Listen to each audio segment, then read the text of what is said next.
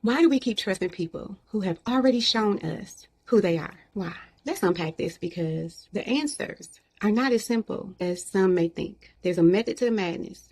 Doesn't make it right, doesn't excuse it, doesn't okay. But I do want to discuss why women in particular, I'm talking to women or anyone who has a problem with this, right? But mostly women. Why are you ready to trust someone again after they've already shown you who they were? Not because you forgot who they were, not because they changed who they are, but because you hoped that this time things would be different. It's more than making a bad decision. Sometimes that's a trauma response. It's survival mode dressed up as loyalty. And that's what happens when betrayal begins to feel familiar and safety feels foreign. Look, trusting someone who's already shown you they're untrustworthy is a choice.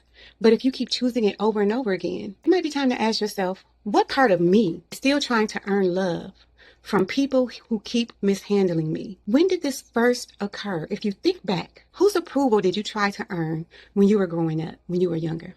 Let's talk about it. There is a choice component, right? Trust is a decision. And when someone breaks your trust, choosing to give it back without evidence of change, that's a decision that has consequences attached. We call it grace. We call it love. We call it forgiveness. We call it, they just need time. We call it they're only human. But let's be honest, it's not love. It's actually self-abandonment in the form of loyalty. There's also a clinical layer. Now, it's not technically a mental illness. It could be a symptom of something deeper, or it could be a symptom of mental illness, but this is not considered a mental illness. It can be due to trauma bonding, when chaos feels comfortable, right? Like a warm, fuzzy pair of socks.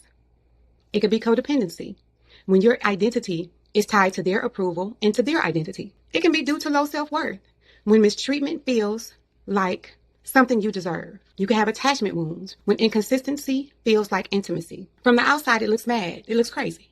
But from the inside, it feels like you're trying to survive the only way you know how. It's like being in the eye of a tornado. You can't see the chaos until you get out of it.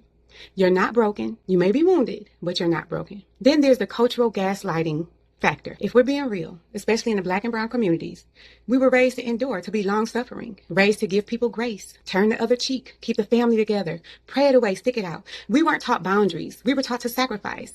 So when we keep trusting folks who've already proven they don't deserve us, it's not always due to our naivety. It's conditioning.